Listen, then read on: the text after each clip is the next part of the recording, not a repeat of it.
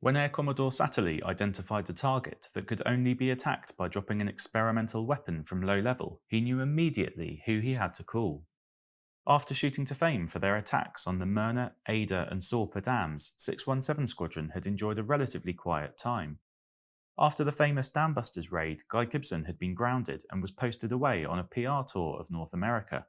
The rest of the squadron had carried out a handful of sorties, including propaganda letter-dropping operations over Italy, but this was far from the special operations which the Air Ministry had in mind when 617 Squadron had been formed. As specialists in low-level flying and precision bombing, Satterly believed he'd found the perfect target to bring the dam busters back to the front pages. The Dortmund Ems Canal had of course been attacked before. Throughout 1940, Allied strategists had been concerned the Germans were using the 170-mile waterway to transport landing craft to Channel ports in preparation for the invasion of England. To counter this, no less than 15 raids had been made on the canal throughout the year. These raids were flown by the lightweight Handley Page Hampton bomber, and they suffered heavy casualties whilst failing to inflict any significant lasting damage on the canal. By 1943, the four-engined Avro Lancaster had arrived on the scene. Capable of carrying 3.5 times the Hampton's bomb load, and with the dam busters having recently proven just how devastating a small force of the aircraft could be, the Air Ministry had once again turned their attentions on the Dortmund Ems Canal. By 1943, the threat of a German invasion had subsided significantly, but the British were still keen to restrict the movement of goods and materials to the Rhur industrial heartland. This new raid was planned by 5 Group's senior air staff officer Air Commodore Harold Satterly. Satterly had been closely involved in the planning of the Dam Busters raid and knew very well just how capable 617 Squadron were, but still, his plan was ambitious to say the least.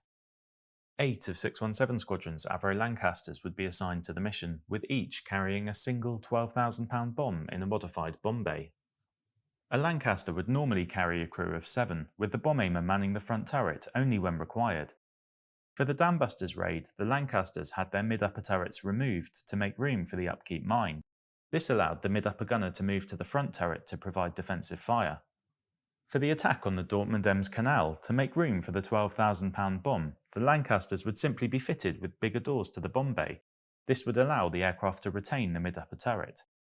The Dams raid had shown the importance of the front turrets to provide defence and distraction during a low-level attack run. To allow for the front turret to be manned, the mid-upper gunner would move back to their normal position and an 8th crew member would be added as a dedicated front gunner. Providing an escort for the Lancasters would be 6 Mosquitoes from 418 and 605 squadrons. It would be their responsibility to take care of any searchlights or night fighters that were encountered on the way to the canal. The lead flight, consisting of 4 Lancasters and 3 Mosquitoes, would be led by 617 Squadron's new commanding officer, Wing Commander George Holden. Taking a separate route, the second flight would be led by the man whose crew had delivered the fatal blow to the Rhur Dam, Flight Lieutenant David Maltby. The 2 flights would cross the North Sea before descending to just 100 feet above ground as they crossed occupied Europe into Germany. With a slightly shorter route, Maltby's flight would arrive first and mark the target using parachute flares. Satterly had chosen an area of the Dortmund Ems Canal just south of Ladbergen, where the canal was carried over a smaller waterway by a masonry aqueduct. It was believed that by dropping the 12,000-pound bombs into the canal's grass banks, the force of the explosions would be enough to cause the aqueduct to fail, the canal to breach, and the surrounding area to flood. The catch was that the 12,000-pound bombs were actually 3 4,000-pound bombs strapped together. They were found to have almost no aerodynamic qualities at all, and as a result would have to be dropped from extremely low level, precisely 150 feet and a speed of 180 miles an hour. Time constraints meant there was only just over a week in which to train for the mission, and of course, because of the extent of the 1940 raids, the canal was heavily defended.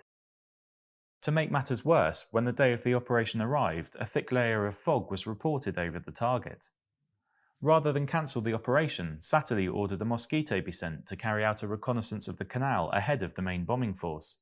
It could then send back an accurate weather report and a decision could be made whether to continue or abort the attack.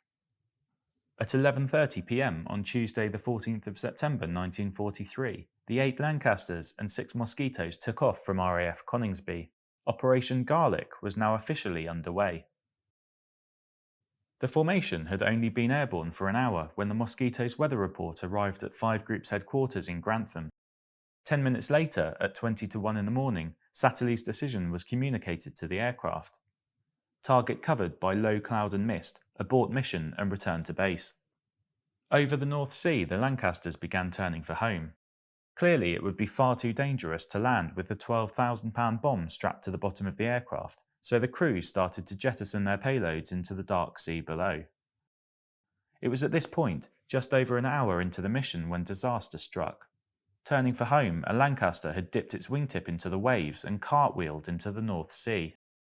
From his cockpit, Flight Lieutenant David Shannon had watched the event unfold. The identification letters KCJ on the side of the Lancaster told him the crashed aircraft was that of his fellow dambuster David Maltby. Shannon and Maltby had become good friends. In fact, Maltby was due to be the best man at Shannon's wedding in just 3 days' time. Whilst the rest of the formation returned home, Shannon spent the next 2 hours circling over his friend. His crew directed the rescue boats to the crash site, but sadly there were no survivors. The returning 617 crew members described the Lancaster crashing into the sea. The implication was that Maltby had somehow lost control of the aircraft. Perhaps he unknowingly flew through another aircraft's wake. Maybe he was caught out by the weight shift as the enormous 6-ton bomb was jettisoned. It could even have been something as simple as a momentary lapse in concentration. The official crash report mentions that the modified larger-than-normal bomb doors affected stability when lowered. That could support the theory that Maltby had lost control as the weapon was jettisoned. 617 Squadron's Adjutant Harry Humphreys wrote in the squadron's official record book, the aircraft were over the North Sea, and in turning to make the homeward journey, the aircraft piloted by Squadron Leader Maltby was seen to crash into the sea. Nothing definite is known about the cause of this accident, but it's possible the aircraft struck the water. It's clear that 617 Squadron saw no external factors and viewed the incident simply as a tragic accident. Yet somehow, very soon after the crash, the RAF had received information that Maltby had collided with another aircraft. We know this because at daybreak the morning after the crash, No. 278 Squadron launched an Avro Anson reconnaissance aircraft. Its brief was to carry out a search for a Lancaster and Mosquito that had reportedly collided in flight. The Anson discovered an oil slick and debris field over an area a mile long, but was unable to locate any survivors. This is all described in the official record books of both 278 Squadron and their home base RAF Coltishall. Frustratingly, what isn't recorded is how the information about a collision with a Mosquito actually reached the unit. Regardless, by lunchtime, information about the crash had reached the very highest levels of the RAF. Minutes from the Air Officers Administration Conference list the following. 1 Lancaster of 617 Squadron and 1 Mosquito of 139 Squadron are believed to have collided northeast of Cromer. No survivors yet reported. How the meeting knew the Mosquito was from 139 Squadron is again a mystery. The 6 Mosquitoes from 418 and 605 Squadrons that had escorted the Lancasters all returned to base, so where had this new Mosquito come from? On the same night as the aborted 617 raid, 8 Mosquitoes of 139 Squadron based at RAF Witten had carried out a nuisance raid on Berlin. One of these Mosquitoes did indeed fail to return. Piloted by Flight Lieutenant William College and his navigator, Flying Officer Geoffrey Marshall, Mosquito DZ598 had lost contact with the rest of the formation immediately after takeoff. If their radio had failed and they'd continued to Berlin and back, their route would have intersected Maltby's position almost exactly at the time and position of the crash. Ultimately, the cause of the crash will remain a mystery. But the official accident report makes an interesting comment that only enemy action could have set bombs or incendiaries on fire in the air. If flames were present in the air, that would suggest that something had gone badly wrong with the aircraft before it hit the water. David Maltby was a hugely experienced pilot. He'd won both the Distinguished Service Order and the Distinguished Flying Cross, and on the Dam Busters raid, it was his crew who had delivered the fatal blow that breached the Rhur Dam. It seems unlikely, albeit not impossible, that he would have made a handling mistake which caused the crash. There's hard evidence that the RAF believed a Mosquito was involved, and we can even show which aircraft and crew it was. So it's not unreasonable to conclude that the most likely cause of the crash was a freak accident, with 2 aircraft simply not seeing each other over the dark sea at night time. The story doesn't end here though, because despite the tragedy, the Dortmund Ems Canal still needed to be attacked. and so the next night 617 Squadron took off once more, this time with another dam buster, Flight Lieutenant Harold Mickey Martin flying in Maltby's place. This time the formation makes it safely across the North Sea, but once again disaster isn't far away. Crossing the Dutch border into Germany, Wing Commander Holden climbed up to clear a church steeple.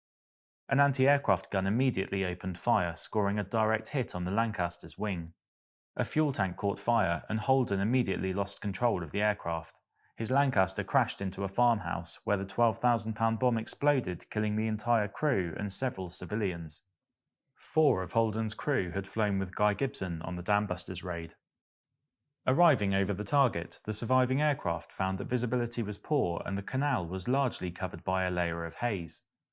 With Holden shot down, command of the raid passed to Flight Lieutenant Ralph Olsbrook. His crew had joined 617 Squadron just 4 days after the Dam Busters raid, but already decorated with the Distinguished Service Order and Distinguished Flying Cross, Olsbrook was a natural leader and proceeded to make the first attack.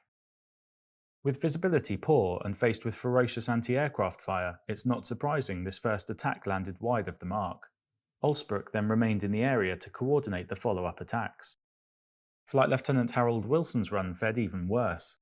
Passing so low over an anti-aircraft position, the battery commander could read the squadron identification letters on the side of the aircraft. Wilson's Lancaster was brutally shot up and crashed into the banks of the canal. Next came Pilot Officer William Duval. His bomb missed the target, and as the crew climbed away from the canal, they were hit by anti-aircraft fire. Badly damaged and on fire, the Lancaster crashed into the banks of the canal a few miles to the north of the target with the loss of the entire crew. With the raid rapidly turning into a disaster, things now went from bad to worse.